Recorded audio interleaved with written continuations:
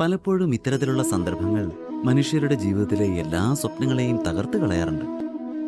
അപ്പോൾ മനുഷ്യർ ആ ആഘാതങ്ങളെ തങ്ങളുടെ ജീവിതത്തിലെ കേന്ദ്രബിന്ദുവായി കാണുകയാണ് ചെയ്യുക. പക്ഷേ മനുഷ്യരുടെ ഭാവി അവരുടെ ആഗ്രഹങ്ങളെ മാത്രം അടിസ്ഥാനമാക്കിയാണോ രൂപപ്പെടുന്നത്? അല്ല.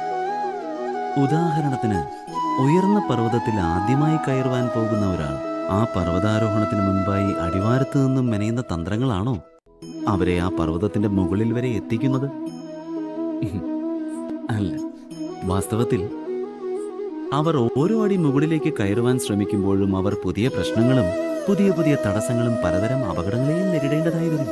ഒരടിയിൽ നിന്നും അടുത്തതിലേക്ക് കയറുവാനായിട്ട് നിർണയമെടുക്കേണ്ടതായും വരും. ഓരോ കാൽപാദം വെക്കുമ്പോഴും തങ്ങളുടെ തന്ത്രങ്ങൾ മാറ്റേണ്ടതായും വരാം. കാരണം കരുതിയിരുന്ന തന്ത്രങ്ങൾ അപകടമാവാനും സാധ്യതയുണ്ട്.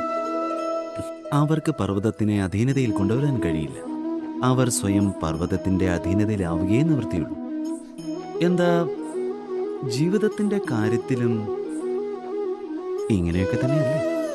മനുഷ്യർ തങ്ങളുടെ ജീവിതത്തിലെ ഒരു സന്ദർഭത്തെ, ഒരു ആഘാതത്തെ തങ്ങളുടെ ജീവിതത്തിന്റെ കേന്ദ്രബിന്ദുവായി കാണുകയാണെങ്കിൽ, ജീവിതശൈലി തന്നെ തടസ്സപ്പെടുത്തുകയാണെങ്കിൽ, അവർക്ക് അവരുടെ ജീവിതത്തിൽ സഫലമാകുവാനേ കഴിയുകയില്ല.